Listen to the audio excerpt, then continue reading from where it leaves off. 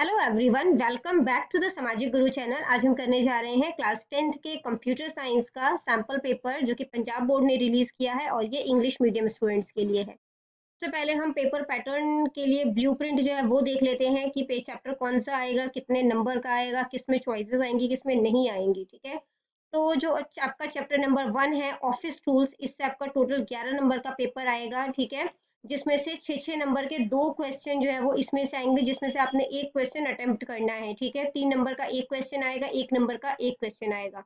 जबकि HTML part 1 में से 6 नंबर का क्वेश्चन आएगा, HTML पार्ट 2 में से भी 6 नंबर का क्वेश्चन आएगा, HTML पार्ट 3 में से भी 6 नंबर का क्वेश्चन आएगा। ठीक है, इसके बाद आ जाता है ऑपरेटिंग सिस्टम। ऑपरेटिंग सिस्टम में से जो है वो टोटल 9 नंबर का पेपर आएगा। इसमें से भी आपको लॉन्ग क्वेश्चन पूछे जाएंगे, अगेन 2 क्वेश्चन पूछे जाएंगे इसमें, जिसमें कि आपको एक अटेम्प्ट करना होगा, यानी कि चॉइस जो है वो आपको दी जाएगी। 3 नंबर का कोई भी क्वेश्चन इस चैप्टर से नहीं पूछा जाएगा।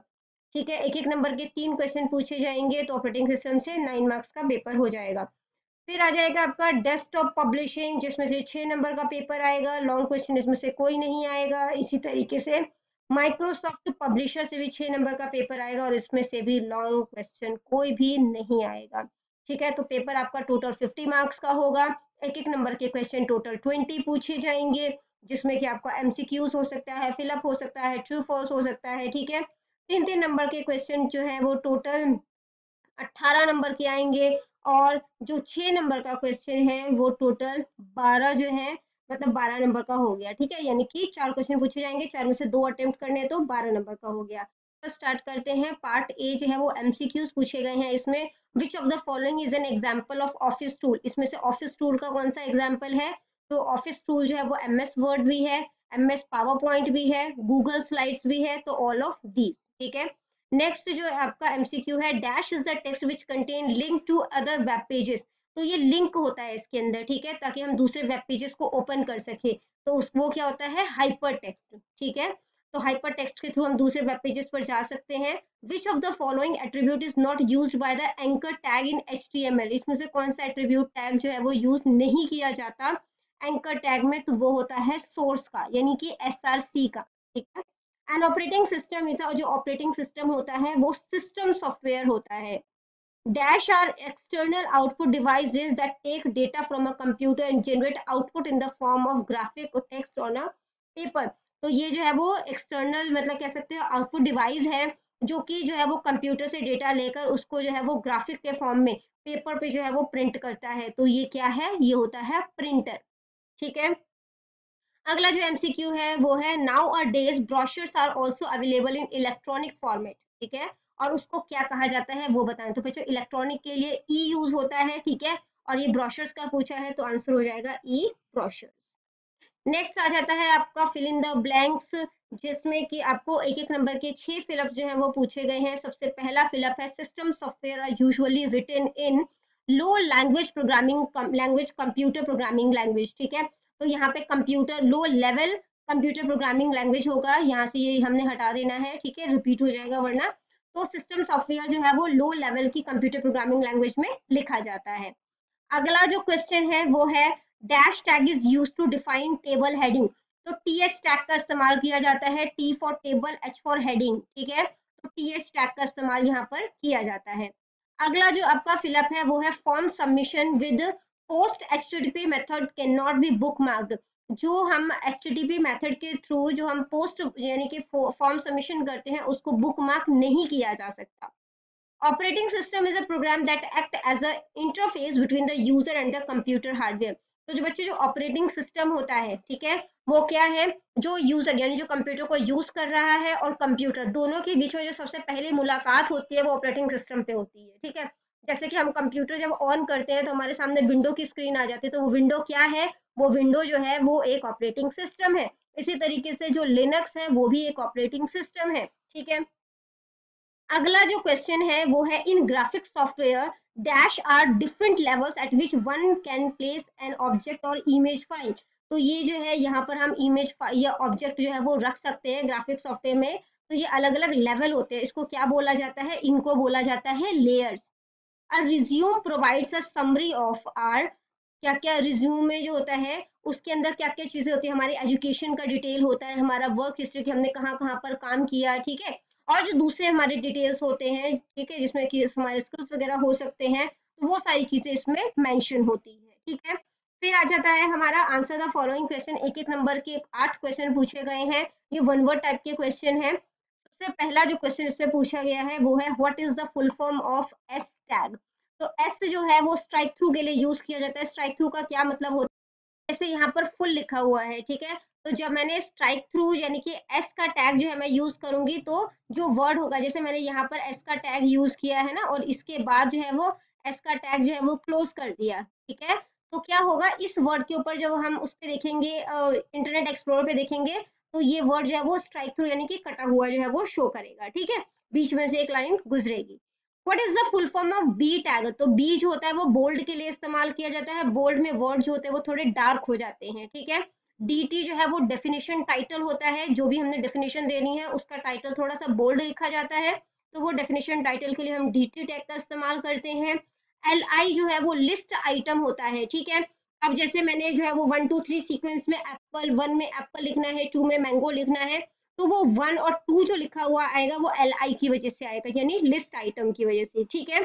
अगला है what is the full form of JPEG. JPEG का फुल फॉर्म क्या है, तो वो होता है ज्वाइंट फोटोग्राफिक एक्सपर्ट ग्रुप होता है, ठीक है। तो यहाँ पे आप लोग ग्रुप जो है वो लिखोगे, तो ग्रुप जो है वो आ गया, ठीक है। नेक्स्ट क्वेश्चन है WYSI WYG, इसका फुल फॉर्म क्या है, तो इसका है what you see is what you get, जैसा आप देखोगे वैसा आपको मिलेगा, ठीक है।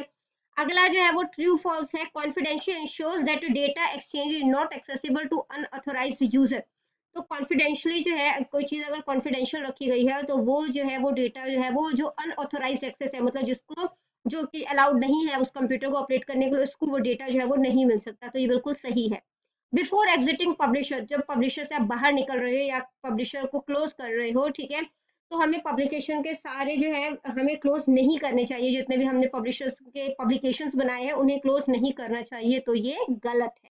आगे बढ़ने से पहले अगर आपको हमारी वीडियोस पसंद आती है, हमारी वीडियोस आपके लिए किसी भी तरीके से हेल्पफुल है, तो चैनल को फटाफट से सब्सक्राइब कर दो, क्योंकि यहाँ पर इस तरीके का हेल्पफुल कंटेंट अपलोड होता रहता है। नेक्स्ट आ जाते हैं हम लोग पार्ट बी पर, जो कि शॉर्ट आंसर टाइप क्वेश्चन है। इसमें जो है वो आपको 6 क्वेश्चन जो है वो करने हैं, 3 3 नंबर के क्वेश्चन है, टोटल 18 नंबर का ये आपको दिया जाएगा, ठीक है, यानी कि क्वेश्चन नंबर 4 18 नंबर का है।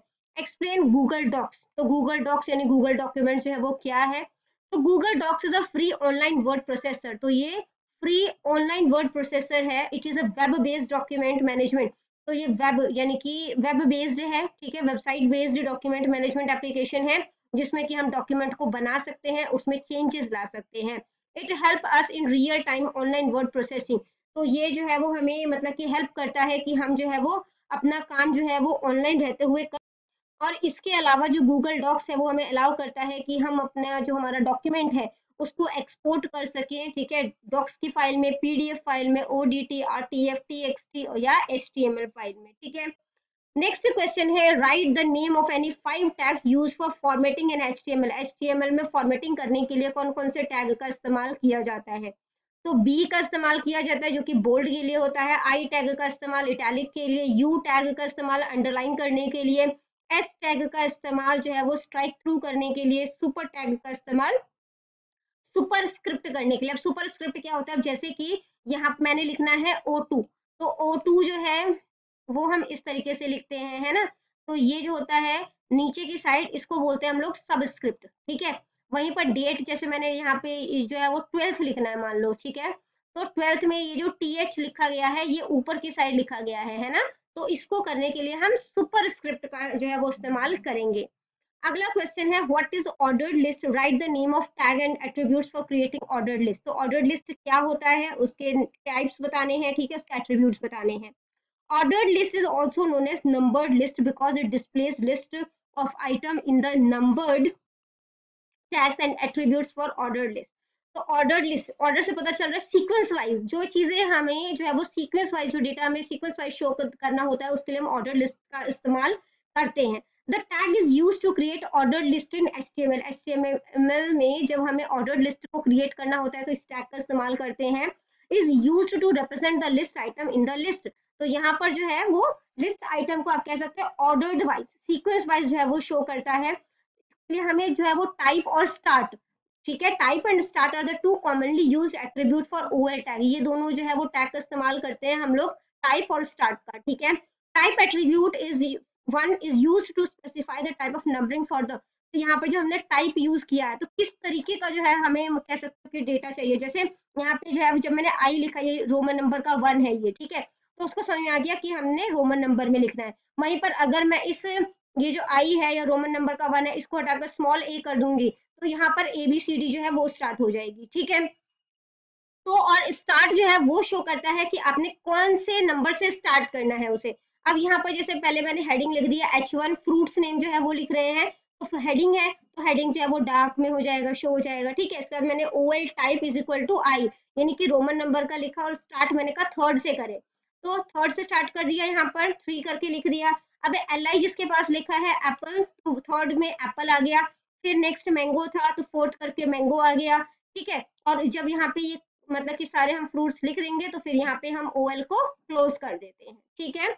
या तो ये क्वेश्चन अटेम्प्ट करना है या ये नेक्स्ट क्वेश्चन है, how will you merge cells of HTML table. HTML table में अगर सेल को मर्ज करना है, मिलाना है, तो उसके लिए आप किस तरीके से करोगे। तो merging cell means combining 2 or more cells to making a single cell. तो मर्ज का क्या मतलब होता है, मिला देना। अब इसमें हम 2 सेल को मिलाते हैं, ठीक है, ताकि वो 2 सेल जो है वो एक सिंगल सेल जो है वो बन सके। तो इसके लिए हम जो है वो कॉल स्पैन और रो स्पैन जो है एट्रीब्यूट का इस्तेमाल करते हैं, ठीक है। These are the attributes of TD और TH टैग्स। तो ये TD यानी कि टेबल डेटा या टेबल हेडिंग, दोनों ही एट्रीब्यूट्स में इसको लिया जा सकता है, ठीक है। तो कॉल स्पैन क्या होता है बच्चों, जैसे कि जब आप टेबल बनाओगे तो आपका टेबल जो है वो कुछ इस तरीके से बनेगा, ठीक है। यहाँ पे मैं आपको थोड़ा सा बता देती हूँ, यहाँ पे आपका टेबल जो है वो इस तरीके से बनेगा, ठीक है। तो स्टार्टिंग में जो है वो हम क्या, जैसे मैंने यहाँ पर लिख दिया, यहाँ पर नेम आ गया, यहाँ पे जो है वो बच्चों का जो है वो उनके फादर्स नेम आ गया, ठीक है। तो ये जो है वो ऊपर हेडिंग होती है, ठीक है। तो यहाँ पे हम TH का टैग जो है वो डालते हैं, ठीक है। अब मान लो कि यहाँ पर जो है इन दोनों कॉलम को मैंने मर्ज करना है, ठीक है। तो जो इस तरीके की से लाइंस बनेगी ना तो ये कॉलम होती है, और जब इस तरीके की लाइन को मर्ज करते हैं ना, मतलब इसको और इसको अगर मैंने मिलाना है तो ये जो है ये मेरा बन जाएगा रोज स्पैन, ठीक है। और जब इन दोनों को मर्ज करना है तो ये बन जाएगा कॉल स्पैन। तो यहाँ पर कॉल स्पैन जो है वो 2 या 2 से ज्यादा कॉलम को मर्ज करता है। तो इसके अगर इन दोनों को मर्ज करना है तो मैं कॉल स्पैन का इस्तेमाल करूंगी, जबकि इन दोनों को मर्ज करना है तो मैं रोज स्पैन का इस्तेमाल करूंगी, ठीक है। तो यहाँ पे जो है उसका एग्जांपल दिया हुआ है। नेक्स्ट आ जाता है हमारा question, how will you insert an image in the HTML document. HTML document में अगर आप कोई इमेज जो है वो डालना चाहते हो तो वो आप किस तरीके से डालोगे। तो इमेज को इंसर्ट करने के लिए हमें इमेज टैग का इस्तेमाल करना होगा। The IMG tag is an empty tag which means it has no closing tag. इसका मतलब क्या है, अभी तक हमने देखा कि जब हम बोल्ड करते हैं तो लास्ट में हम क्लोजिंग टैग लगाते हैं जो कि स्लैश करके लगता है, ठीक है। पर यहाँ पर जो है इमेज का कोई भी क्लोजिंग टैग जो है वो नहीं होता, ठीक है, सिर्फ इसका ओपनिंग टैग होता है। Following is the basic syntax to insert an image to a web page. तो वेब पेज में अगर हम कोई मतलब कि इमेज डालना चाहते हैं तो उसके लिए ये जो सिंटेक्स दिया हुआ है, इमेज सोर्स, तो सोर्स आपको बताना है कि फाइल कहाँ पर आपकी जो है वो ये इमेज है वो कहाँ पर है, ठीक है। तो वो लिख दिया, उसका नाम लिख दिया और उसका URL लिख दिया। Here's SRC is an essential attribute of image। तो सोर्स जो है वो असेंशियल है क्योंकि कंप्यूटर को पता कैसे चलेगा कि इमेज कहाँ से उठानी है, तो ये एक असेंशियल जो है वो एट्रीब्यूट है, ठीक है। This attribute is used to specify the URL of the image to be displayed। और इसका जो URL है वो बताएगा इसे कि कौन सी इमेज जो है वो शो करनी है, ठीक है। अगला है, या तो ये क्वेश्चन अटेम्प्ट करना है या ये नेक्स्ट क्वेश्चन है, व्हाट आर फॉर्म्स। फॉर्म्स क्या होते हैं। HTML forms provide interactivity between user and website. तो ये यूजर यानी जो कंप्यूटर इस्तेमाल कर रहा है और वेबसाइट के बीच में तो मतलब कि इंटरएक्टिविटी का काम करता है, ठीक है। These forms are like simple form, simple form की तरह होते हैं। इसमें आपको जो है वो रजिस्ट्रेशन इन्फॉर्मेशन जैसे कि name, email address, credit card etcetera, ये सारी इन्फॉर्मेशन जो है वो मिल जाएंगे, आपको कह सकते हो कि भरने पड़ेंगे। और form gets input from the user. Form जो है वो इनपुट जो है उसको यूजर से मिलता है। जैसे मैं अगर फॉर्म भर रही हूँ तो उसे मेरी वजह से जो है वो उसको इनपुट मिलेगा, ठीक है। Then it will be posted और सबमिटेड टू वेब सर्वर, और उसके बाद जब मैं उसको पोस्ट कर दूंगी या फॉर्म को सबमिट कर दूंगी तो वो कहाँ चला जाएगा, तो वेब सर्वर पे इसको जो है वो सबमिट कर दिया जाता है, ठीक है। At web server, server side script process the forms data and stores it in the database, उसके बाद वो उसका प्रोसेस करता है और उसको डेटाबेस में स्टोर कर देता है, ठीक है, जो भी इंफॉर्मेशन हमने उसे सेंड की है। डिफाइन ग्राफिक्स, ग्राफिक्स की डेफिनेशन देनी है। A graphic is an image or visual representation of an object, तो कोई ऑब्जेक्ट है उसको इमेज या मतलब कह सकते हो ऐसी किसी तरह से रिप्रेजेंट करना जिसमें उसको देखा जा सके। Therefore, computer graphic are simply image displayed on a computer screen. तो computer graphics जो है वो कोई भी image है जिसको कि computer screen पे देखा जा सकता है. Old graphics could represent graphics only in few colors, while modern computer can represent graphics in million of colors. तो जो पुराने जो ग्राफिक्स होते थे उसको कुछ लिमिटेड कलर्स में देखा जा सकता था, लेकिन अब जो है वो काफी सारे कलर्स में देखा जा सकता है। कंप्यूटर ग्राफिक्स कैन बी इधर 2 डायमेंशनल और 3 डायमेंशनल, यानी 2D इमेज भी दे सकता है और 3D इमेज भी दे सकता है। अगला क्वेश्चन है which publications can be used for advertisement, advertisement बनाने के लिए कौन कौन से पब्लिकेशन का इस्तेमाल किया जा सकता है, तो ब्रोशर्स का कर सकते हैं, ठीक है, न्यूज लेटर्स का कर सकते हैं, बैनर्स बना सकते हैं, बिजनेस कार्ड्स का इस्तेमाल कर सकते हैं, ठीक है।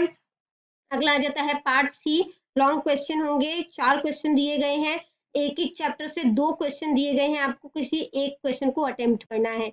तो what are softwares, explain different type of software, software क्या होता है और अलग अलग तरीके के सॉफ्टवेयर के बारे में बताना है।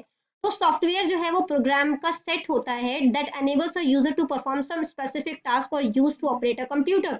तो ये जो है वो किसी भी पर्सन को जो है वो एक पर्टिकुलर टास्क को यानी काम को करने में हेल्प करता है और कंप्यूटर को कह सकते हैं चलाने में हेल्प करता है। Without software a user can't perform any task on a computer.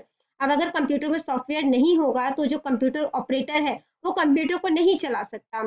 Software can be divided into 2 types, तो इसको 2 टाइप में डिवाइड करते हैं, एक होता है हमारा एप्लीकेशन सॉफ्टवेयर और दूसरा होता है हमारा सिस्टम सॉफ्टवेयर, ठीक है।